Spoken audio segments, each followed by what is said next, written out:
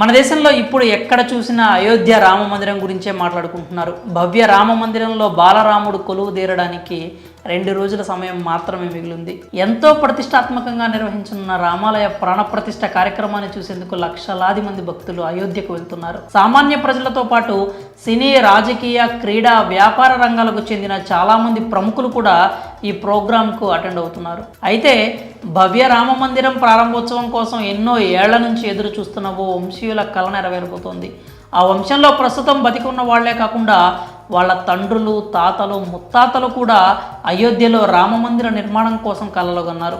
అందుకోసం వాళ్ళు కఠిన శపథం కూడా చేశారు. అయోధ్య రామ మందిరం ప్రారంభమయ్యే వరకు తలపాగాలు ధరించమని ఉత్తరప్రదేశ్కు చెందిన సూర్యవంశీ ఠాకూర్లు శపథం చేశారు.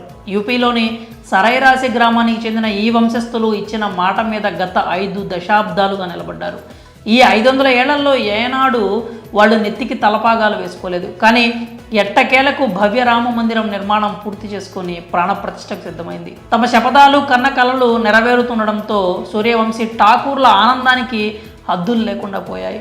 ఈ క్రమంలోనే 500 సంవత్సరాల తర్వాత వంశస్థులు తలపాగాలు ధరించారు. 500 ఏళ్ల కింద అయోధ్యలో రామ మందిరం కూల్చివేశారు. గుడి స్థానంలో బాబ్రీ మసీదును కట్టారు. దీంతో మసీదు కట్టడాన్ని నిరసిస్తూ సూర్యవంశీ ఠాకూర్లు తమ తలపాగాలు తీసేశారు. అయోధ్యలో రామాలయాన్ని కూల్చిన చోటే మళ్ళీ గుడిని నిర్మించినప్పుడే తిరిగి తలపాగాలు ధరిస్తామని శపథం చేశారు. తమది శ్రీరాముడికి సంబంధించిన వంశంగా చెప్పుకునే సూర్యవంశీ ఠాకూర్ల కళ ఇన్నాళ్లకు నెరవేరింది. మరో 2 రోజుల్లో భవ్య రామ మందిరం ప్రారంభం కానుంది. దీంతో వీళ్ళు తమ దీక్షను ముగించారు. సరైరాసి గ్రామంలోని సూర్యవంశీ ఠాకూర్ వంశస్థులు నెత్తికి తలపాగాలు ధరిస్తున్న ఫోటోలు, వీడియోలు ప్రస్తుతం సోషల్ మీడియాలో వైరల్ అవుతున్నాయి.